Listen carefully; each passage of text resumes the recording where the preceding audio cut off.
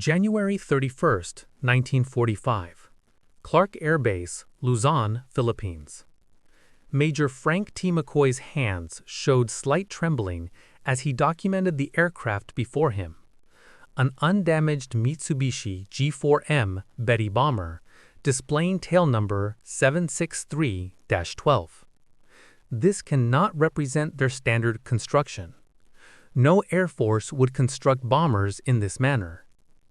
The fuselage reflected the tropical sunlight, its characteristic cylindrical form explaining its Allied designation.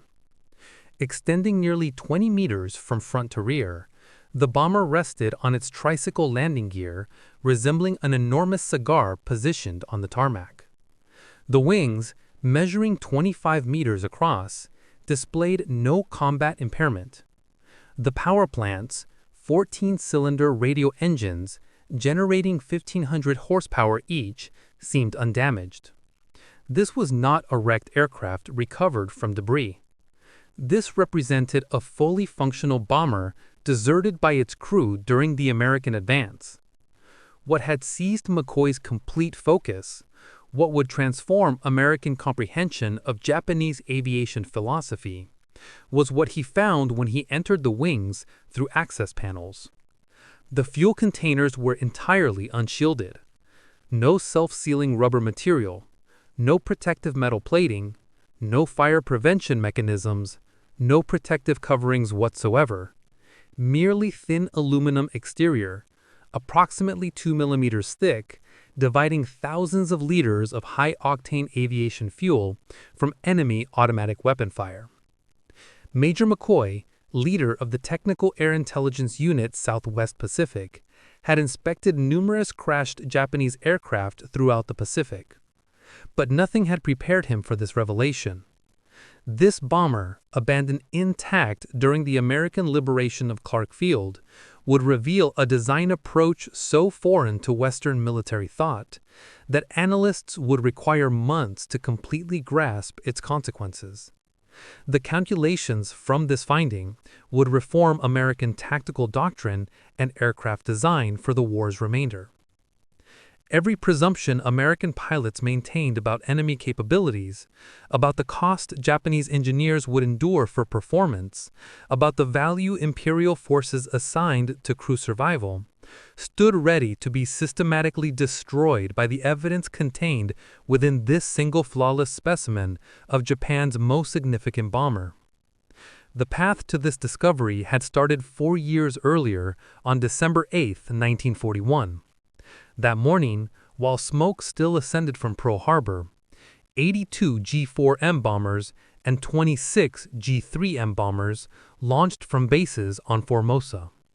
Their objective was Clark Field itself, the principal American air base in the Philippines. The assault achieved total tactical surprise.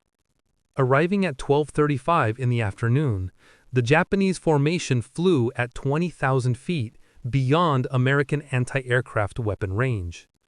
27 bombers from the initial wave released 636 bombs across Clark Field's runways and installations. Moments later, Zero fighters swept in at treetop elevation, their machine guns annihilating every aircraft that had survived the bombing run. Of 17 B-17 flying fortresses on the ground, 12 were completely destroyed. Virtually every P-40 Warhawk fighter was reduced to burning wreckage.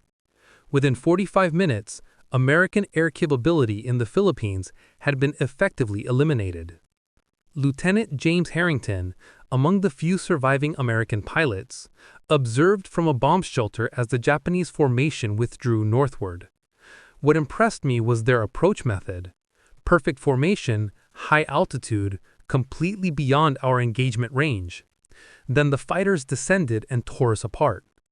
We couldn't launch a single aircraft, but the Betty bombers themselves had withdrawn untouched. The handful of American fighters that managed to become airborne arrived too late, discovering only empty sky. The Japanese had demonstrated their bombers' exceptional range, striking from bases 460 miles distant, an achievement no American bomber could match at that war stage. The Betty's initial combat year would prove devastatingly effective. On December 10, 1941, merely 2 days following the Clark Field Raid, 26 G4M bombers combined with older G3M bombers in assaulting Force Z, a British naval task force centered around the battleship HMS Prince of Wales and the battlecruiser HMS Repulse. The attack commenced at approximately 12:20 in the afternoon. Japanese bombers approached in coordinated waves, their torpedo runs performed with precision that astonished British observers. The Betty bombers carried Type 91 aerial torpedoes, each weighing 840 kilograms with a 205 kilogram warhead. The torpedoes were designed specifically for shallow water operations, functioning at depths that could impact ships even in coastal waters. The torpedo assaults concentrated on the 2 capital ships with destructive accuracy. Prince of Wales, a battleship displacing 43,000 tons and representing the newest British naval power generation, sustained at least 6 torpedo impacts along with damage from level bombers. The underwater detonations tore enormous openings in the vessel's hull, flooding overpowered damage control attempts. The battleship started listing severely.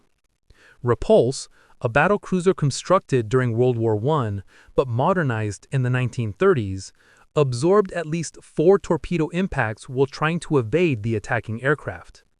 The anti-aircraft fire eliminated several Japanese aircraft but couldn't prevent the coordinated torpedo runs from locating their targets.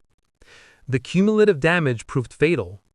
Both capital ships capsized and sank within hours. Prince of Wales descended at approximately 13:20 hours. Repulse followed at approximately 13:33 hours.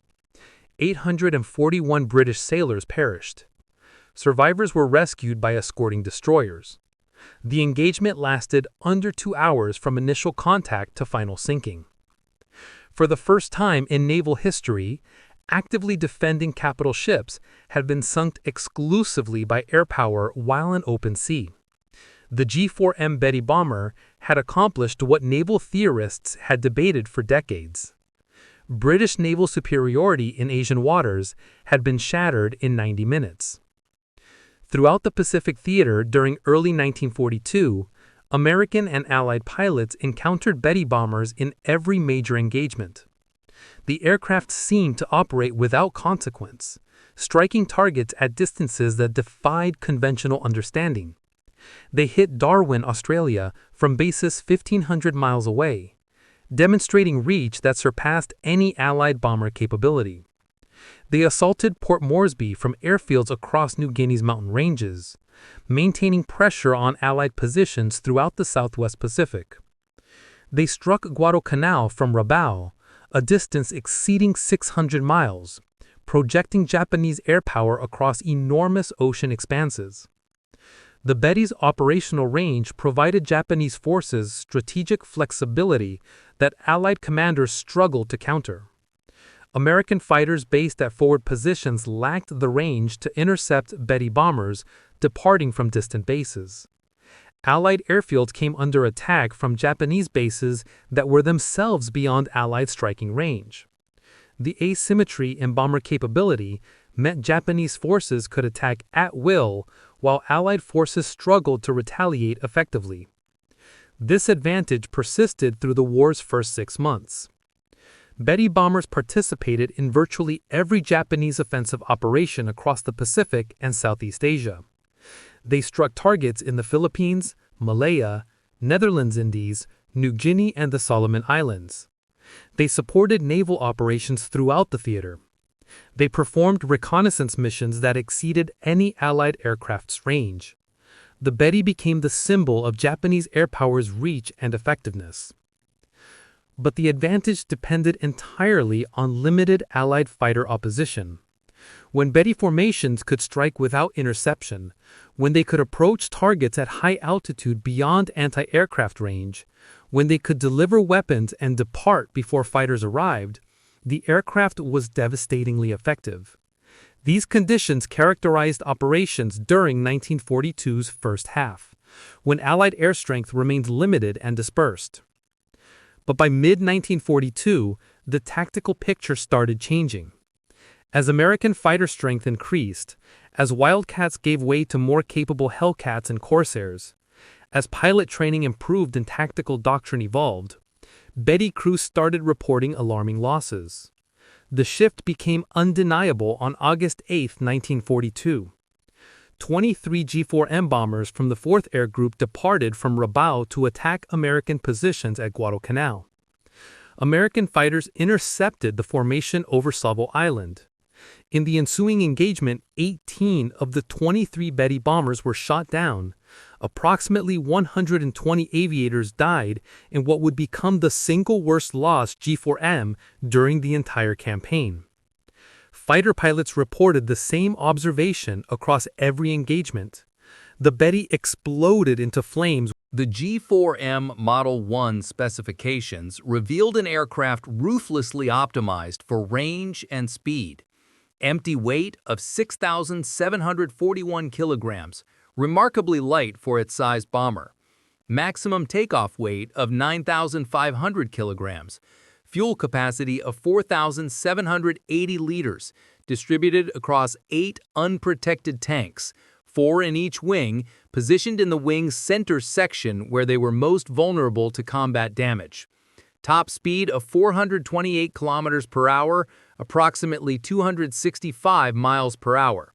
Maximum range of 6,034 kilometers, exceeding 3,700 miles.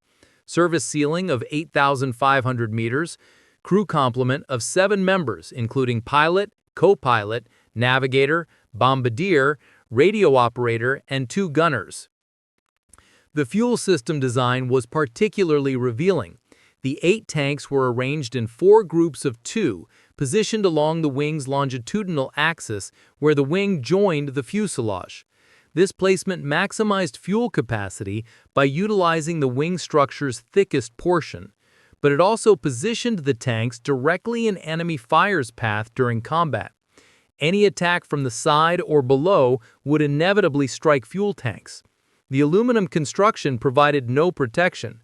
The absence of self-sealing compounds meant that even small punctures would leak fuel continuously.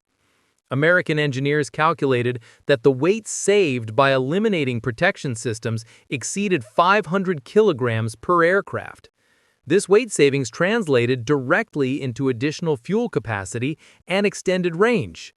But the cost and vulnerability was equally calculable. Combat reports showed that Betty bombers hit anywhere in the wing area exploded with near certainty. The unprotected tanks created what engineers termed a critical failure point, a single system whose destruction guaranteed loss of the entire aircraft. These numbers narrated the story of design choices made in September 1937, when the Japanese Navy issued requirements that would define the G4M's entire existence. Top speed of 398 kilometers per hour, cruising altitude of 3,000 meters, range of 4,722 kilometers unloaded or 3,700 kilometers carrying 800 kilograms of bombs or torpedoes. The requirements reflected Japanese naval strategy in the late 1930s. Japan's empire stretched across vast Pacific distances. Naval bases were separated by thousands of ocean kilometers. The Navy needed bombers capable of striking enemy positions far beyond carrier aircraft range, bombers that could operate from land bases to support naval operations across the entire theater. Existing Japanese bombers fell far short of these requirements. The G3M Nell bomber, then in service, had a maximum range of approximately 3,000 kilometers. American bombers, like the B-17, had even more limited range in their early variants. No bomber in service anywhere in the world in 1937 could strike targets at the distances Japanese planners envisioned. The Navy's requirements were not arbitrary. They were calculated based on the distances Japanese forces would need to cover in any future Pacific conflict. From Formosa to the Philippines, 460 miles.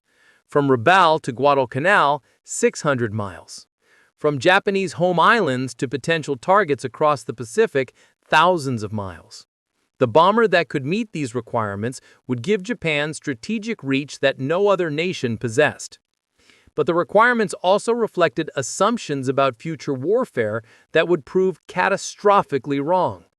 Japanese planners assumed that surprise and initiative would provide protection for long-range bombers. They assumed that enemy fighter opposition would be limited by range and numbers. They assumed that the war would be decided quickly before enemy industrial capacity could generate overwhelming force. Every assumption would prove false. The man tasked with achieving the impossible was Kiro Honjo, who led the Mitsubishi design team after taking over from Joji Hattori. Honjo had studied bomber design at Junkers in Germany during the early 1930s, absorbing European aeronautical engineering principles and manufacturing techniques before returning to Japan. He understood immediately that meeting the Navy's requirements would demand compromises that Western air forces would never accept. Honjo assembled a team of engineers at Mitsubishi's Nagoya facilities to tackle the design challenges. The team analyzed every aspect of bomber design, calculating weight budgets for every component and system. They studied existing bombers from multiple nations, identifying where weight could be reduced without compromising structural integrity. They experimented with new construction techniques and materials that might offer weight savings. The mathematics were brutally simple. To achieve the required range, the aircraft needed massive fuel capacity. Each liter of aviation fuel weighed approximately 0.8 kilograms. 4,780 liters of fuel meant approximately 3,800 kilograms of fuel at full load. To achieve the required speed with this fuel load, the aircraft needed minimal weight. Every kilogram added to the empty weight reduced either range or payload capacity. These two requirements existed in direct opposition. Fuel was heavy. Protection systems were heavy. Armor plating weighing hundreds of kilograms would be required to protect crew positions and vital systems. Self-sealing fuel tanks added substantial weight through the rubber compounds and additional structure. Fire suppression systems added weight. Redundant safety measures added weight. The cumulative weight of adequate protection would prevent achieving the required performance. Honjo made the decision that would define the G4M throughout its service life. Protection would be sacrificed for performance. The fuel tanks would be unprotected aluminum construction. No self-sealing compounds, no armor plating around fuel cells, no fire suppression systems beyond basic fire extinguishers, no redundant safety measures. Every kilogram saved would be invested in fuel capacity, range, and achieving the Navy's performance specifications. The decision was not made lightly. Honjo understood the risks. His team calculated the vulnerabilities that unprotected fuel tanks would create. They knew that combat damage to the wings would likely prove catastrophic, but they also knew that the Navy's requirements could not be met any other way with available technology. The choice was between an aircraft that met performance specifications with known vulnerabilities or an aircraft that failed to meet requirements but offered better protection. The Navy had demanded performance. Honjo delivered performance. The first G4M prototype flew on October 23, 1939. The aircraft met every performance requirement the Navy had specified. Speed exceeded expectations. Range surpassed projections. Payload capacity satisfied operational needs. The bomber entered production as the Navy Type 1 attack bomber, with Mitsubishi building the aircraft at plants in Nagoya. Initial production models, designated G4M Model 1, began reaching operational units in April 1941. By December 1941, approximately 180 G4Ms were in service with the Japanese Navy.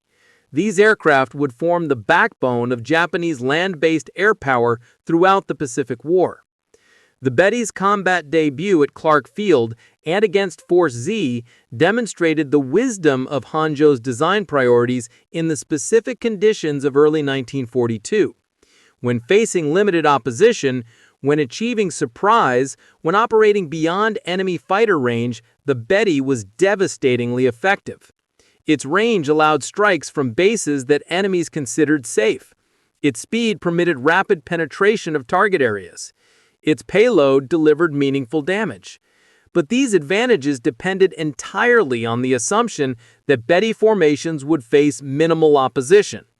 The moment American fighter strength increased, the moment interception became routine, the moment sustained combat became inevitable, every design choice that prioritized range over protection became a death sentence for crews. The Guadalcanal campaign exposed the fundamental flaw in the Betty's design philosophy. From August through October 1942, more than 100 G4M bombers were lost with their crews in what became a sustained bloodletting that Japanese air forces could not sustain. The single mission on August 8th alone destroyed 18 of 23 aircraft with approximately 120 aviators killed. The pattern repeated with brutal consistency throughout the campaign. Betty formations would depart from Rabaul, fly 600 miles to Guadalcanal, engage American fighters, and suffer catastrophic losses. August 9th saw additional bombers lost. August 10th brought more losses. By August's end, the 4th Air Group had been effectively destroyed as an operational unit. September brought no respite. Betty formations continued striking American positions at Guadalcanal, and American fighters continued destroying them in overwhelming numbers. The mathematics were inexorable. Japanese forces needed to strike American forces. Japanese planners had expected losses. All military operations involved casualties. But the scale of Betty losses exceeded every projection. The unprotected fuel tanks that permitted 6,000 kilometers range also guaranteed that any hit to wings or fuselage would likely prove fatal. There was no middle ground, no wounded bombers limping home, no damaged but survivable aircraft. Betty bombers either returned untouched or exploded in flames. By mid-1943, Japanese engineers recognized that modifications were essential. Starting with the 663rd aircraft produced in March 1943, 30mm rubber sheets were installed beneath wing surfaces where fuel tanks were located. These sheets were not true self-sealing tanks. They were a compromise measure, adding minimal weight while providing limited protection against fuel leakage. The modification reduced top speed by 9 kilometers per hour. Maximum range decreased by 315 kilometers, but crew survival rates showed no significant improvement. The rubber sheets could slow fuel leakage from small caliber hits. They could not prevent fires from larger caliber rounds or cannon shells. They could not stop explosions when tracers ignited fuel vapor. The fundamental vulnerability remained unchanged. Japanese designers attempted more comprehensive protection with the G4M Model 3 introduced in October 1944. This variant featured actual self-sealing fuel tanks with capacity reduced to 4,490 liters to accommodate the leak-blocking material. The modification reduced maximum range to 3,640 kilometers, a loss of more than 2,000 kilometers compared to the original G4M Model 1. Approximately 60 G4M Model 3 aircraft were produced by war's end. The modification came too late and in too limited numbers to affect the Betty's combat record. By late 1944, American air superiority was so complete that no level of fuel tank protection would have permitted Betty bombers to operate effectively. The war's outcome had already been determined. The Betty's vulnerability became so notorious that American forces began using the aircraft in ways that highlighted the dangers Japanese crews faced. On April 18, 1943, the Betty bomber became the instrument of Admiral Isoroku Yamamoto's death in an engagement that demonstrated both American signals intelligence capabilities and the aircraft's fatal weaknesses. American code breakers intercepted Japanese communications, indicating that Yamamoto would fly from Rabaul to Bougainville on April 18th. The admiral would travel aboard a G4M bomber with fighter escort. 18 P-38 Lightnings from the 339th Fighter Squadron were assigned to intercept the flight, though only 16 actually flew the mission after one aircraft blew a tire on takeoff and another suffered drop tank failures. The mission required extraordinary precision.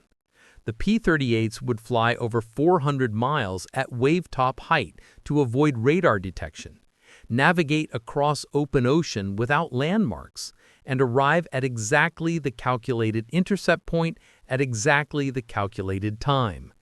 Any error in navigation, any deviation in timing would result in mission failure. The intercept had to occur within a narrow window when Yamamoto's aircraft would be vulnerable. The P-38s departed Guadalcanal at 0725 hours. They flew at 50 feet above the ocean for over 400 miles, maintaining strict radio silence. Navigation was by dead reckoning and timing. The formation arrived at the calculated intercept point with precision that would become legendary in aviation history. At 9:34 hours, exactly on schedule and exactly 1 minute ahead of the calculated intercept time, the P-38s spotted Yamamoto's formation. 2 Betty bombers flying at low altitude with 6 Zero fighters as escort. Captain Thomas Lanphier and First Lieutenant Rex Barber broke from the formation to engage the bombers while other P-38s held off the Zero fighters. Barber engaged the lead Betty bomber, which carried Admiral Yamamoto. The bomber took hits to the wing area where the unprotected fuel tanks were located. The aircraft exploded in flames and crashed in the jungle. Yamamoto's body was recovered the following day. He had been killed by injuries sustained during the crash. The second Betty bomber also crashed, killing all aboard. The operation demonstrated multiple aspects of Allied superiority. American signals intelligence had intercepted and decoded Japanese communications. American planning had calculated intercept timing with 1-minute precision over 400 miles of ocean. American fighters had executed the mission flawlessly despite extraordinary navigation challenges. And the Betty bomber's vulnerabilities had guaranteed that successful interception would be fatal. There was no possibility of Yamamoto's bomber surviving once it came under attack. The unprotected fuel tanks ensured that any damage would be catastrophic.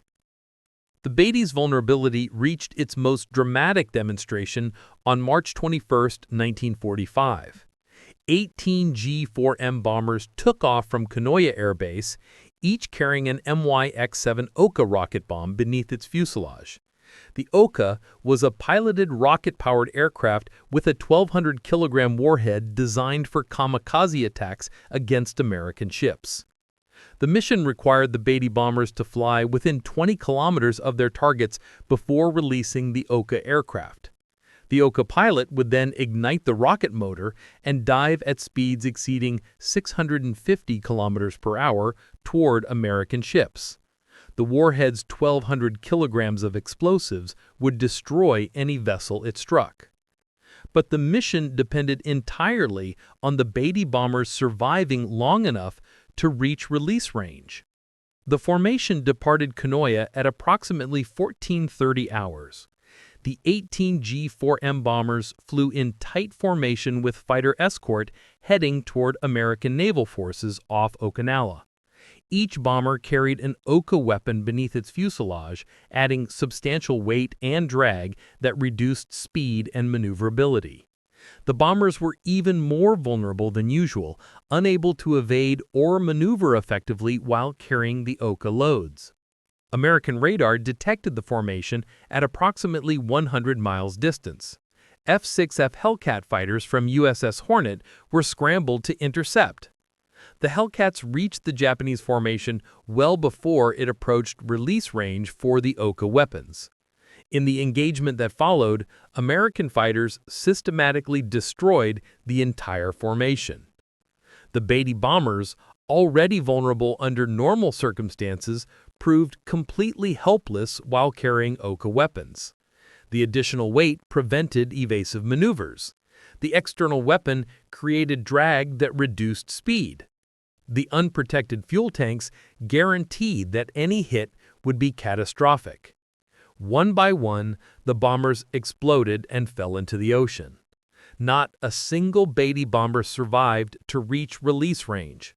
Not a single Oka weapon was launched against American ships.